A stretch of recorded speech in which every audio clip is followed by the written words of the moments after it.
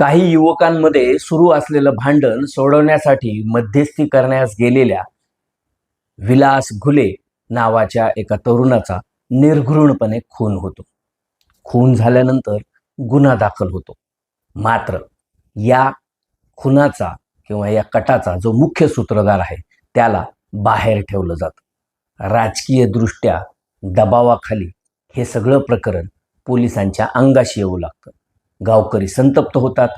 जिल्ह्याभरातून या प्रकरणात आवाज उठवला जातो. विलास घुलेच्या न्यायासाठी तब्बल 4 दिवस त्याचे नातेवाईक, मित्रपरिवार, गावकरी हे चक्काजाम करतात, रास्ता रोको करतात, आंदोलन करतात आणि अखेर या प्रकरणात ज्या व्यक्तीचं नाव किंवा ज्या तरुणाचं नाव वगळण्याचा पोलिसांचा प्रयत्न होता त्या खासदार बजरंग सोनवणे यांच्या सुपुत्राचं अर्थात सौरभ सोनवणे याचं नाव पुरवणी जबाबामध्ये घेतलं जातं आणि त्याला देखील आरोपी केलं जातं. या सगळ्या प्रकरणामध्ये महाराष्ट्रातील राजकारण देखील चांगलंच तापलंय. मुंडे बंधू भगिनी असोत किंवा आमदार नमिता मुंदडा असोत, यांनी या प्रकरणात खासदार बजरंग सोनवणे यांना चांगलंच अडचणीत आणलंय. या सगळ्या विषयावर आपण पुढील काही वेळात बोलणार आहोत, तेव्हा कुठेही जाऊ नका. न्यूज अँड व्ह्यूजचे व्हिडिओ आवडत असल्यास लाईक करायला, शेअर करायला आणि न्यूज अँड व्ह्यूज या यूट्यूब चॅनलला सबस्क्राईब करायला विसरू नका. नमस्कार, मी लक्ष्मीकांत रुईकर. न्यूज अँड व्ह्यूजमध्ये आपल्या सर्वांचं स्वागत. गेल्या 1.5-2 वर्षापासून बीड जिल्हा हा क्राईम रेशोच्या बाबतीत खूपच पुढं गेलाय किंवा खूपच हॉटस्पॉटवर आहे असं म्हणावं लागेल. बीड जिल्ह्यात महिनाभरात 2-4 मुर्दे तरी पडतात, कुठंतरी चोऱ्या दरोडे होतात किंवा एखाद्या अल्पवयीन मुलीवर अत्याचाराची घटना तरी उघडकीस येते. पोलीस नाही म्हणायला आरोपींना अटक करतात, पण पोलिसांचा जो वचक किंवा धाक असायला पाहिजे तो मात्र राहिला नाही असं दुर्दैवानं म्हणावं लागतंय. 20 जून रोजी अगदी बीड जिल्ह्यातील वातावरण हे शांत असताना, सगळ्या घटना सुरळीतपणे सुरू असताना अचानकपणे केज तालुक्यात एक दुर्दैवी घटना घडली. हॉटेल गावकरीचा मालक असलेला विलास घुले हा त्याच्या हॉटेलवर काही लोक गोंधळ घालतायत, आपसामध्ये मारामाऱ्या करतायत हे पाहून मध्यस्थी करायला गेला आणि मध्यस्थी करणाऱ्या विलास घुलेचा चाकूने भोसकून निर्घृणपणे खून करण्यात आला. म्हणजे त्याला मध्यस्थी करायला किंवा भांडण सोडवायला जाणं त्याच्या जीवावर बेतलं आणि एक उमदा तरुण या सगळ्या प्रकरणामध्ये हकनाक बळी गेला. या सगळ्या प्रकरणानंतर या प्रकरणात तब्बल 9 आरोपींविरुद्ध गुन्हा दाखल करण्यात आला. केज पोलिसांनी त्यातील 3 आरोपींना तातडीनं अटक देखील केलं. मात्र विलास घुलेच्या नातेवाईकांचं, त्याच्या घरच्यांचं म्हणणं असं होतं की हे सगळं प्रकरण हे एका कटाचा भाग आहे. जाणीवपूर्वक विलास घुले याचा मर्डर करण्यात आला. त्याला अत्यंत थंड डोक्यानं पूर्णपणे एक हिस्ट्री तयार करून किंवा त्याच्याविरुद्ध कट रचून हा सगळा प्रकार करण्यात आला असे आरोप त्याच्या नातेवाईकांनी आणि फिर्यादींनी केले. या सगळ्या प्रकरणामध्ये पोलिसांनी 3 आरोपींना अटक केलेली असली तरी देखील ग्रामस्थांचा प्रचंड रोष होता. अगदी टाकळी असेल किंवा त्या परिसरातील ग्रामस्थ असतील हे रस्त्यावर उतरले होते. केजचा पूर्ण चौक जाम होता. पोलीस ठाण्यासमोर तसेच केजच्या ग्रामीण रुग्णालयासमोर मोठ्या प्रमाणात गर्दी होती. अगदी केज, अंबाजोगाई, नेकनूर, मांजरसुंबापर्यंत 3 दिवस ट्रॅफिक जाम होती.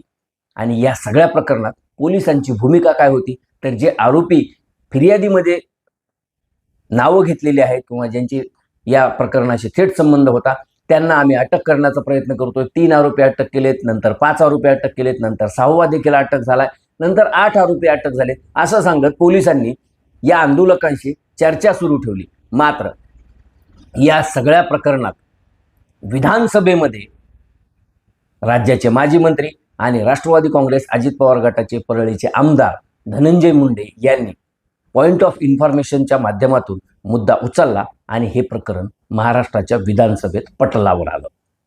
त्यानंतर राज्याच्या मंत्री असलेल्या पंकजा मुंडे यांनी देखील या प्रकरणात आपण थेट मुख्यमंत्र्यांशी बोलू आणि या प्रकरणाचा सखोल चौकशी करू, दोषींवर तातडीनं कारवाई झाली पाहिजे अशी भूमिका घेतली.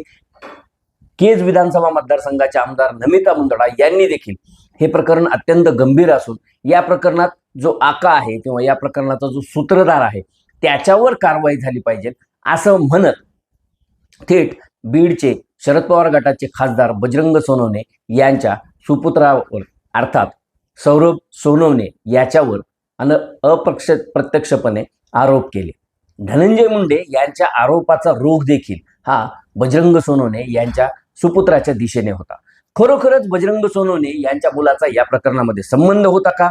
स्वतः बजरंग सोनवणे यांनी मुंबईमध्ये मीडिया समोर येऊन हे स्पष्ट केलं की आपल्या किंवा आपल्या मुलाचा यामध्ये संबंध असेल तर निश्चितपणे पोलिसांनी कारवाई करावी. बजरंग सोनवणेंनी जी भूमिका घेतली ती योग्य असेल, परंतु जी माहिती मिळते आहे किंवा जे आरोप होत आहेत त्यानुसार जेव्हा ही घटना घडली त्यानंतर बजरंग सोनवणेंचा जो दिवटा चिरंजीव आहे सौरभ याने आरोपींपैकी 2 ते 3 जे गंभीर झालेले होते त्यांना हॉस्पिटलमध्ये जाऊन मदत करण्याचा प्रयत्न केला. त्याचबरोबर या प्रकरणात लवकर गुन्हा दाखल होऊ नये यासाठी देखील सौरभ सोनवणे याने पोलिसांवर प्रेशर आणलं. पोलीस निरीक्षक यांच्याशी त्याने संपर्क साधला, त्याचे कॉल डिटेल्स आहेत असे आरोप आता मृताचे नातेवाईक करतायत. एकंदरच काय तर मस्साजोगच्या संतोष देशमुख हत्या प्रकरणापासून बीड जिल्ह्यात कुठलीही घटना घडली की ज्या पद्धतीनं त्याला जातीय रंग दिला जातो किंवा ज्या पद्धतीनं त्याचं राजकीय भांडवल करण्याचा प्रयत्न केला जातो तशाच पद्धतीनं या प्रकरणात देखील राजकारण सुरू झालेलं नाहीये ना अशी चर्चा आता सुरू झालेली आहे. धनंजय मुंडे असतील, पंकजा मुंडे असतील, नमिता मुंदडा असतील यांनी लोकप्रतिनिधी म्हणून या विषयावर निश्चितपणे सरकारचं लक्ष वेधण्यासाठी ज्या पद्धतीनं हाऊसमध्ये हा प्रश्न मांडलेला आहे तो योग्यच आहे. परंतु संतोष देशमुख प्रकरणामध्ये जे लोकप्रतिनिधी अत्यंत पोटतिडकीनं बोलत होते ते सुरेश धस असतील, प्रकाश सोळंके असतील किंवा संदीप क्षीरसागर असतील यांची भूमिका मात्र विलास घुले या प्रकरणात अद्याप तरी स्पष्ट झालेली नाही. प्रत्येकजण मीडियाला हे सांगतो की दोषी असतील त्यांच्यावर कारवाई करा, ही घटना अत्यंत दुर्दैवी आहे. पण ज्या पद्धतीनं संतोष देशमुख प्रकरणात काही लोकप्रतिनिधींनी अगदी सुडाचं राजकारण करायचं अशा पद्धतीनं एकंदरच सगळं काही आरोप प्रत्यारोप सुरू केले होते, तशा पद्धतीनं या प्रकरणात न्याय मिळावा यासाठी देखील हे लोकप्रतिनिधी अद्याप समोर आलेले नाहीत असं दिसून येते. आणि या सगळ्या प्रकरणात बजरंग सोनवणे यांच्या मुलाचा जर का प्रत्यक्ष सहभाग असेल तर निश्चितपणे बजरंग सोनवणे यांना यावर गांभीर्यानं विचार करावा लागणार आहे. कारण बजरंग सोनवणे हे खासदार होऊन 2 वर्ष झाले. 2 वर्षात अद्यापपर्यंत तरी त्यांच्यावर कुठल्याही पद्धतीनं आरोप प्रत्यारोप झालेले नाही. त्यांची इमेज तशी क्लीन राहिलेली आहे. आणि आता जर का एका खून प्रकरणामध्ये त्यांच्या मुलाचा थेट किंवा अप्रत्यक्षपणे सहभाग असल्याचं जर का उघड होत असेल तर हे प्रकरण अत्यंत गंभीर आहे. खासदाराचा मुलगा झाला म्हणून पोलिसांवर किंवा पोलीस दलावर अथवा कायदा राबवणाऱ्यांवर जर का प्रेशर केलं जात असेल तर याचा विचार बजरंग सोनवणे यांनी निश्चितच केला पाहिजे. विलास घुले याच्या मारेकऱ्यांना कठोरात कठोर शिक्षा झाली पाहिजे. या पाठीमागे जे कोणी सूत्रधार आहेत, मग तो बजरंग सोनवणे यांचा मुलगा असेल किंवा बजरंग सोनवणे असतील अथवा इतर कुठल्या पक्षाचे लोक असतील किंवा ही घटना अनाहूतपणे जरी झालेली असेल तरी घटना अत्यंत दुर्दैवी आहे. आणि या सगळ्या प्रकरणात पोलिसांनी थेट मुळाशी जाऊन निश्चितपणे तपास केला पाहिजे. पोलिसांची गेल्या 4 दिवसातली जी भूमिका आहे, पोलीस फक्त जेवढे काही समोर पुरावे येत आहेत किंवा जेवढे काही आरोप होत आहेत त्या पद्धतीनं तपास करतायत असं वाटू लागले. या प्रकरणात पोलीस अधीक्षक नवनीत कावत यांनी SIT स्थापन करण्याची घोषणा देखील केलेली आहे.